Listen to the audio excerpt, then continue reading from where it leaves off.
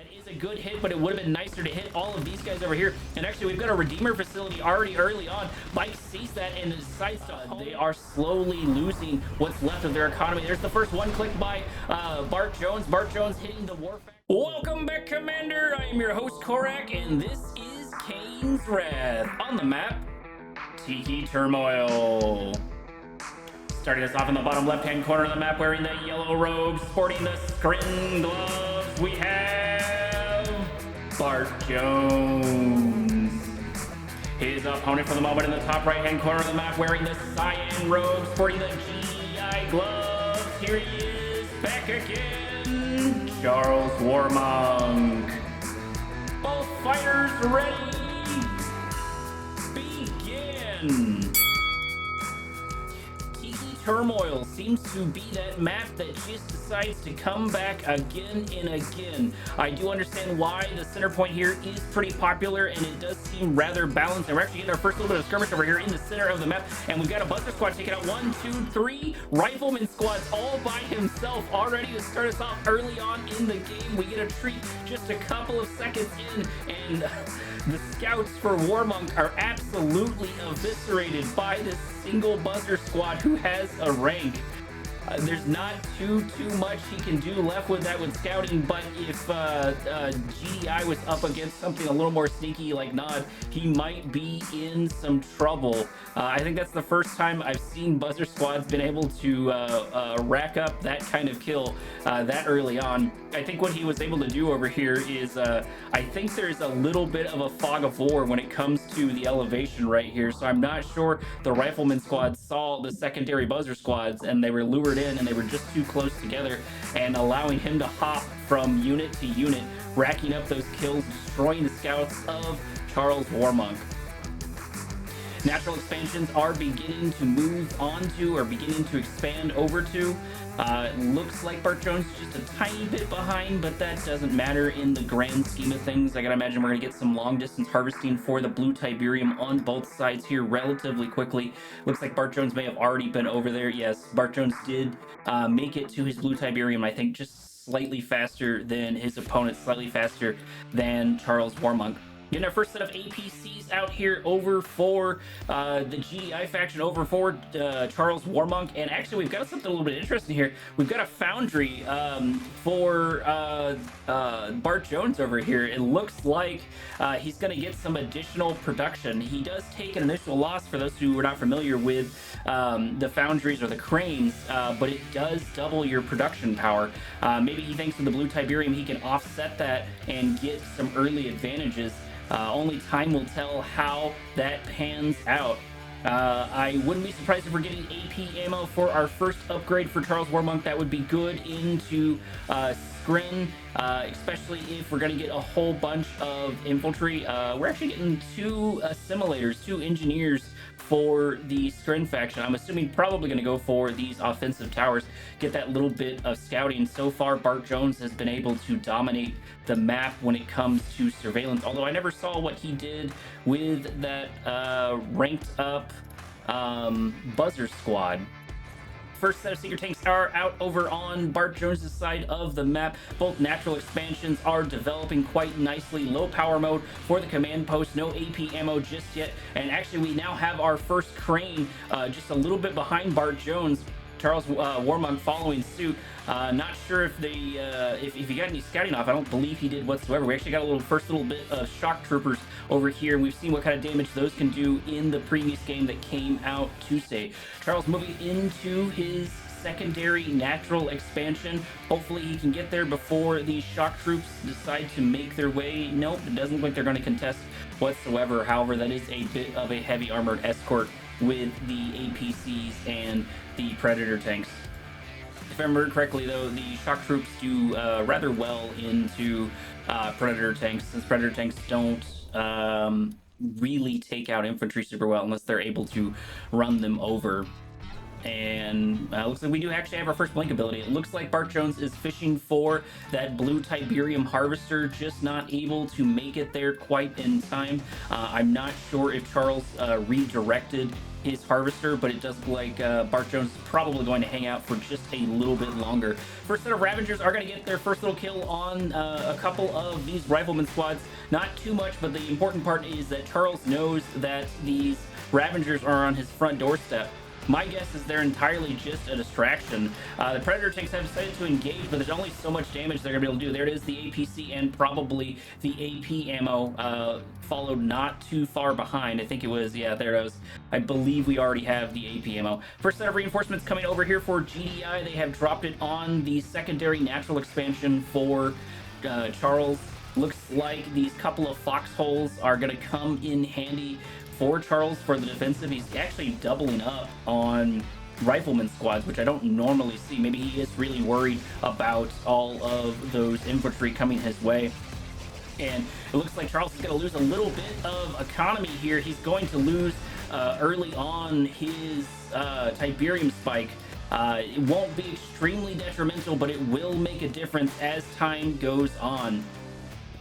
Ranked up snipers just not able to get close enough to these shock troopers. They would definitely like to find their purchase, definitely like to find their worth here. And if the shock troopers are actually not careful, they're going to get caught by these APCs with AP ammo. And there they go, they're moving their way in, but these shock troopers do a staggering amount of damage to vehicles moving their way in. And it doesn't look like Charles has paid attention to his harvesters because he's listening. And actually, sneaking over on the behind, we have a Devastator warship by BartJones beginning to move its way in, starting to take some pot shots at, I can't see if it's a harvester or if he's hitting the refinery. Oh, he's hitting the refinery. Refinery's down to half HP. Mammoth tank has begun its assault on the Devastator warship, but it's only gonna be able to do so much, only dinging the shields just ever so much. Both players have consumed a large amount of their economy. Seeker tanks over in the southern part of the map for BartJones. BartJones probably looking to do a little bit of a pincer attack, maybe draw some attention away from his Devastator warship. And oh no, BartJones was able to grab the mammoth tank of his opponent with a mastermind, turning that asset into a detriment. That's going to be extremely unfortunate. And meanwhile, I believe those Seeker tanks are sneaking around somewhere here over in the south. Maybe I missed it. No, actually, they decided to go center and mop up some of these units over here, mop up some of the grenade squads. Doesn't look like the towers were taken out just yet. I can't quite tell because the yellow is extremely similar to the original white that it was. So far, there is still no answer for this Devastator warship for the moment. He needs to get some pit bulls or some rocket squads. I know that the mammoth tanks do have those weapons, and I guess it is quite enough with the Firehawks able to take out that Devastator warship. That's going to be a great asset destroyed for Charles, but it's not going to be over. That's just one fight in many. Mammoth tanks getting pushed their way back by all of these tripods, and it looks like a good amount of Air Force. The forces for BartJones are beginning to gather in the south while the Seeker tanks are hitting the main set of resources over the side. Oh no, BartJones is not paying attention. There is the one click by the GDI faction, not quite as effective as Nod's one clicks, but it is at the very least going to soften up the targets just a little bit, taking out the shields of the planetary assault carriers. Planetary assault carriers sort of in a not ideal spot. However, this does appear to be BartJones' game to lose, but that is a staggering amount of mammoth war tanks, or mammoth tanks. I'm not sure how much BartJones is going to be able to push into that. Charles is still going to have defender's advantage, hanging out near all of his war factories, hanging on all this, but they are slowly losing what's left of their economy. There's the first one click by BartJones. BartJones hitting the war factory and a couple of other things right there, and the main fight has begun. A massive EMP was hit on a large number of these tripods, but I'm not sure it's going to matter. I'm not sure if they have the firepower quite yet. The rail gun upgrade is doing a large amount of damage, and actually CharlesWarmonk does seem to be turning this fight around. Tripod after tripod gets absolutely eviscerated over here in this fight. They're beginning to run over the corpses of their opponent, and it looks like Charles has come out on top. He needs to press his advantage as soon as he can. He cannot let BartJones regroup. BartJones is too good of a player to allow him to regroup. and it does look like BartJones has not given up the fight. He's taking out the couple of husks, so his opponent cannot take all of them. Only one tripod was able to grab, but the important part was the shock troopers were able to destroy those slingshots, which are going to probably be the biggest threat to BartJones. It looks like he's invested heavily into his airfields, I'm guessing. Shock troops are still alive. Slingshot's going to see them moving over to the north, probably not wanting to get too close to that. Seeker Tank's going to run into the Slingshot just a little bit afterwards, and it looks like the forces for CharlesWarmonk have begun to move their way forward. I think it might be just a little too late, and it looks like the economy is getting taken out left and right for CharlesWarmonk. He may have the larger force right here, but it won't matter if he can't continue to supply his forces with reinforcements. And if he keeps losing harvester and infrastructure after harvester and infrastructure, he's going to have a hard time winning this. However, he does have the dominant force on the map for the time being. He needs to be just a little bit more aggressive with this force. He's on a ticking time clock, and he's going to lose. And actually, so far, it looks like the base race is being won by BartJones over in the north. Charles needs to use these harvesters to try to run over the shock troops or something. He needs to do something to stop them. He's got all of these rifleman squads here doing nothing, letting the troops just run absolutely through his base. Granted, he's engaged over here on BartJones, but this is kind of showing a small bit of a skill gap between a player like BartJones and a player like CharlesWarmonk. CharlesWarmonk may have won the main fight, but BartJones is going to say, that doesn't matter if you do not have a base. I'm just going to keep destroying you from behind and whittling down your forces over time, and that appears to be what he's doing with these drone ships, with the lightning spike in his base, and these mana tanks are losing HP left and right. They're getting weaker by the moment. I think Charles has sort of squandered his opportunity here. He spent too much time being idle and too much time not using those units in his base for the defense. He let BartJones destroy a staggering amount of his infrastructure, and now he's going to regret it. Now he's going to start to feel the burn of all of this. I guess for some reason CharlesWarmonk moved his construction yard all the way over here, I guess trying to tighten up his defensive lines, but I think he's going to lose his construction yard for it. There's no way he's going to be able to afford another one. That is too expensive to get into. Maybe he can get engineering time, and there it goes. There goes the construction yard. We have a couple of APCs moving forward, but they're not going to be enough to take out these planetary assault carriers. One might go down, but there are plenty left, and BartJones is not out of this fight yet. He is getting staggeringly close to it. It does look like, even after all the mistakes that CharlesWarmonk has made, that he might actually be able to turn it around. No, I take it back. These planetary assault carriers are just too uncontested. There's just nothing that can be done about them for the time being, and it looks like CharlesWarmonk does not have an answer to them, and there are the shock troops moving their way in, and the last little bit of remnants of Charles' main force is all but gone. These tripods are absolutely unprotected. There is the rank up for one of the planetary assault carriers, and it looks like 2 out of the 3 planetary assault carriers that are left did manage to get some ranks, which are going to make a difference in this match where every little bit counts. What I would really love to see here is more rocket squads from CharlesWarmonk. You know, when you have these low amount of resources, GDI does have really good infantry, and Sprint is typically not great into infantry span, and that does appear to be the case. And there it is. There is the GG. Charles decides to throw in the towel. He sees the Devastator, or sorry, not the Devastator warships. He sees the planetary assault carriers making their way to his base and decides, I've had enough. Bart's been able to destroy too much of my infrastructure, and I just have absolutely no money. It's a classic example of when you've got to press your advantage, but that's easy to say once again from the casting chair. I will see you in the next match, Commander. Oh, I didn't see you there, Commander. Welcome to Toxicity, in our second match for our mixed bag series. For those of you who don't know, my mixed bag series is a couple of games I pull almost at random. Sometimes they're sent to me, but they are the games that don't quite have a home, don't quite have a spot to belong in my playlist, at least as far as this current moment.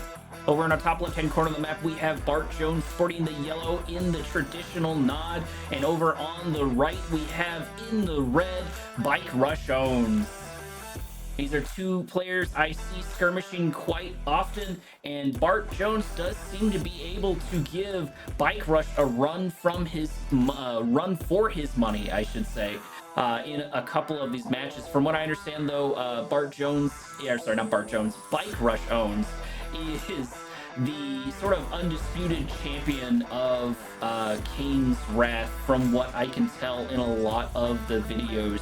He doesn't go super crazy sweaty, at least by his standards, too often. However, players like Master Leaf can give him a massive run for his money. Futurama can do quite well against him, and I've seen BartJones do quite well. Y'all have to let me know if there's anyone that can give a bit of a headache to Bike that I am unaware of. Those are the ones just quite off the top of my head. I'm sure that there are other ones other than that. GDI is popping their pillboxes all over the place, doing some scouting, trying to get to where they can get, and I'm willing to bet that Bike Rush is going to try and be cheeky and move his last little set of rifleman squad here and set up a pillbox over sort of in the base to hit the northern side of things. I'm assuming he's just waiting on the cash. Nope, he doesn't get the cash in time, and the buggy, I always get those mixed up for some reason, does manage to get the kill. Not a huge loss on Bike's part. Bike's got his scouting, which is what he wanted, and the important part, he's also going to see this buggy coming his way. I don't believe he's going to be caught unawares. No, this natural expansion is pretty established on both sides already, so the Bike's not going to be able to do too much whatsoever. It's probably just going to try to get some scouting, although that is quite an expensive scout. But it is fast and maneuverable, and you can sort of transition it into the medium game.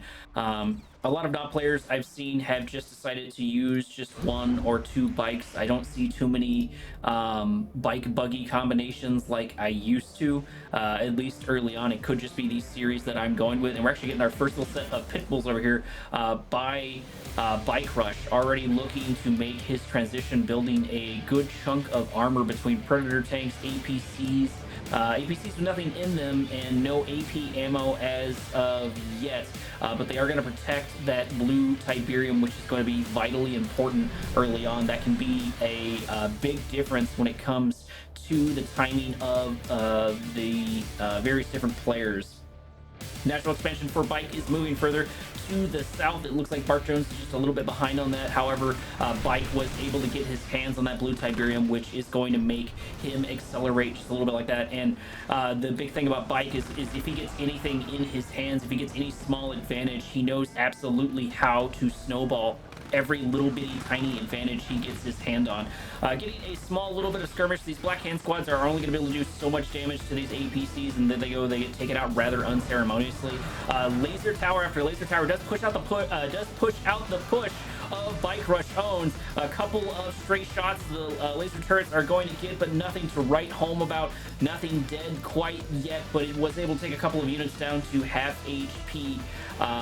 Bike should be able to recover from that. It shouldn't be anything too major as of right now, and I'm kind of curious what BartJones is using his money for right now. He knows these forces here, and there it is. There's the avatars and an obelisk over in the northern part of his base, as well as a bomber dropping magnetic mines on top of a good chunk of this armor. That is a good hit, but it would have been nicer to hit all of these guys over here. And actually, we've got a Redeemer facility already early on. Bike sees that and decides to hone in on it. These obelisks, however, and these avatars are going to be able to start taking out the armor, taking out the forces of Bike Rush, but I think Bike Rush is more concerned with killing that Redeemer hub, and he does get the kill on it.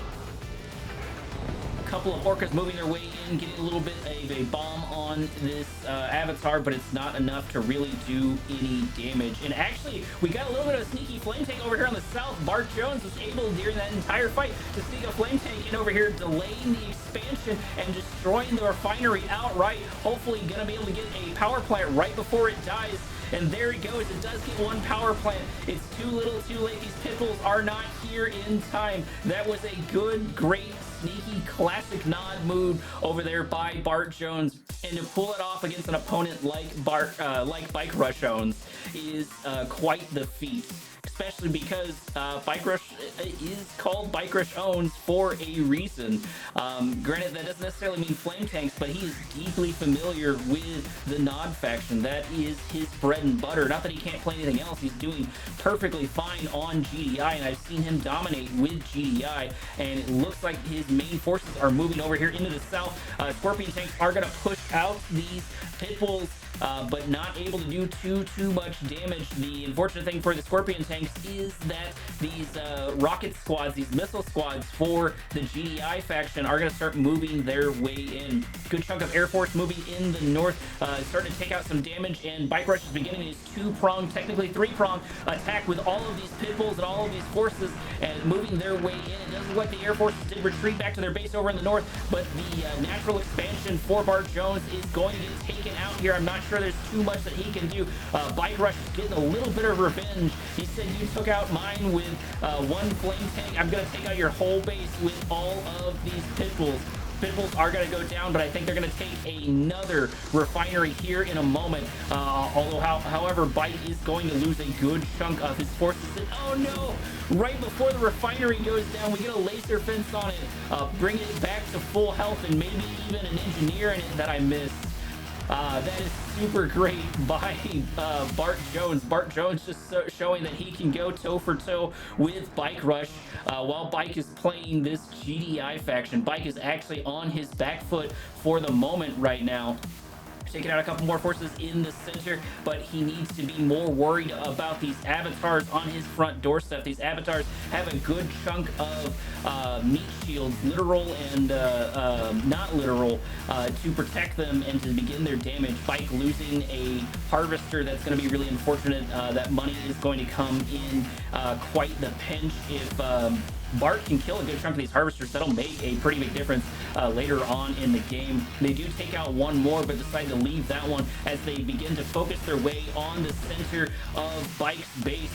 But Bike is continuing assault over here on the south. He's hitting Bart's natural expansion over on his side of the map. There goes a little bit of a cell of the forces, a little bit of a cell of the refineries for Bike Rush, but Bike Rush has elected to leave a couple of these here, hopefully to soak up some damage. Good chunk of APCs with the AP ammo have moved their way in, along with the hammerheads beginning to deal their damage, taking out the rifleman squads, and now these units are absolute sitting ducks. They have no defense for all of these hammerheads, and they're getting picked off left and right. There are a couple of bikes here, but I think it is too little too late. There are too many hammerheads and too many vulnerable avatars. Bike has turned this around in one quick instance. He's able to make these massive turns and make these massive gains, and Bart just didn't have enough defense, and he might be able to make it back to some of his SAM turrets, but he's gonna be hard pressed to do that. He's lost the majority of his forces, and his avatars are getting picked off left and right. I'm not sure there's anything he can do. He's losing so much money, so many resources over here to all of these hammerheads, and Bike is not done. Bike is building up more in the background. Not only does he have a massive amount of hammerheads, but he has a lot of these forces over here, and he's harvested most of his Tiberium over on his side of the map, and he's still continuing to do all these things. This is the thing with Bike. He's microing, he's macroing, he's all over the place. It's showing why he is one of these better players. It's showing why he is one of the top dogs in the Kane Wrath community. He's just absolutely on top of everything. And keep in mind, BartJones is no slouch himself. He's a pretty good player. You've seen him do some really great moves in this fight and in the last fight, but that's the difference between Bike and Bart, is that Bike is he's just on a whole nother level when it comes to a lot of this. And he's just showing that right here with these constant turns, because sure, the small mistakes can make a difference early on in the game, but the big thing with Bike is he is so good at hitting you over here, or making you want to shoot over here, or making you want to go over here, and then moving his way forward. The thing that makes him even better in that regards is that he is able to take a lot of these turns and know when to go and where to go with it. Hammerheads do finally get pushed out of Bart's base, but I'm not quite sure what Bart can get accomplished with what's left. He does still have his construction yard. He does still have his Tiberium spike, and he's not out of this fight quite yet. Those hammerheads can't really push their way into those SAM turrets. They can fight one, maybe two SAM turrets with their numbers, but not at the numbers that Bart's got. Couple of orcas moving their way in, looking for a strike, just poking around, probably just doing some scouting. I doubt he was actually hoping to hit a harvester there, but there's no reason to not give it a try. There's a tech lab over there with a laser fence for BartJones over in the bottom left-hand corner of the map. Bike is poking around, he is prodding, he's looking for the blood in the water and looking at his next move. He was also able to get two of these avatars back from the husks that he was able to wipe out in the center. That's going to be a big gain, even though it's just 2 units. That is going to save him a lot of money. Those avatars can put in some work. Couple of horses for BartJones are moving into Bike Rush's natural expansion, his last natural expansion. They're not going to be able to do too much, but I suspect they're just there to get some scouting done.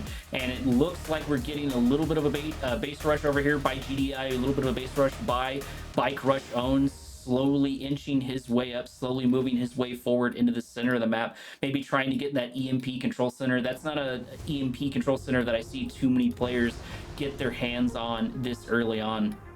I think we missed a little bit of a fire cell over here in the north. BartJones preparing for the south, or the assault in the south that he knows is inevitably going to come, and that might be the nail in the coffin right there. We have Juggernauts over here by Bike Rush. Juggernauts, a couple of avatars, APCs with ammo.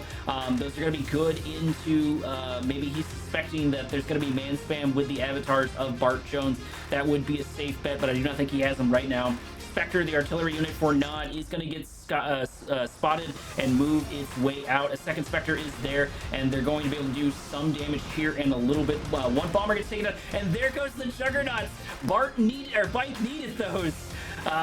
It's going to be significantly harder to make that fight without those Juggernauts. However, if he can get 2 engineers up and running, he can have them back right quick and in a hurry.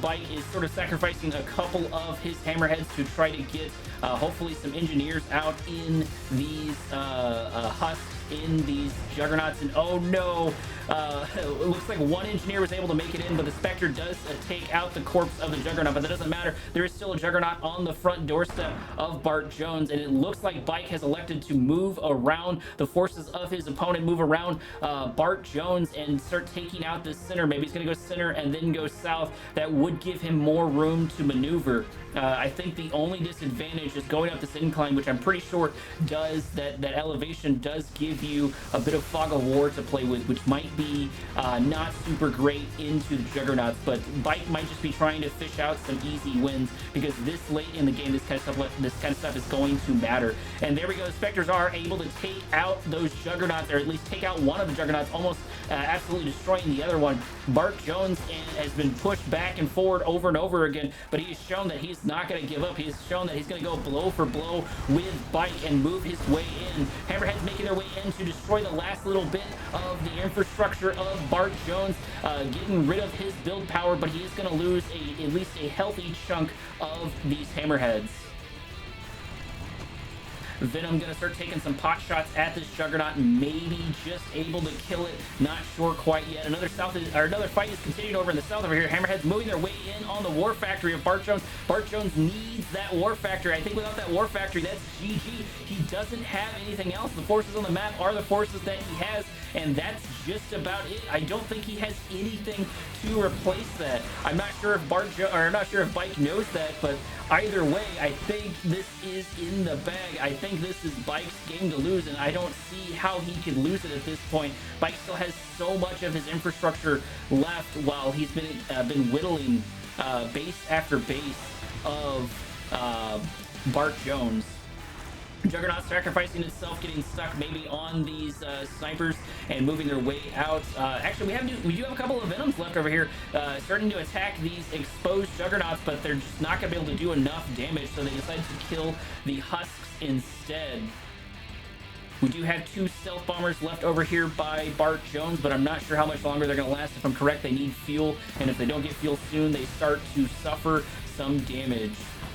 Whole bunch of Spectres and Avatars are moving their way into Bike's base, and it does look like BartJones does have some forces left, but unfortunately there goes those Spectres. He absolutely needed those. He was almost able to take out the construction yard. That was almost good for him, but it was just not quite enough. Bike Rush was just absolutely on top of it with each and every turn. BartJones gave him a healthy run for his money, and we got to see a great game out of these two players. Thank you so much for tuning in, Commander. I have been your host, Korak. Transmission out.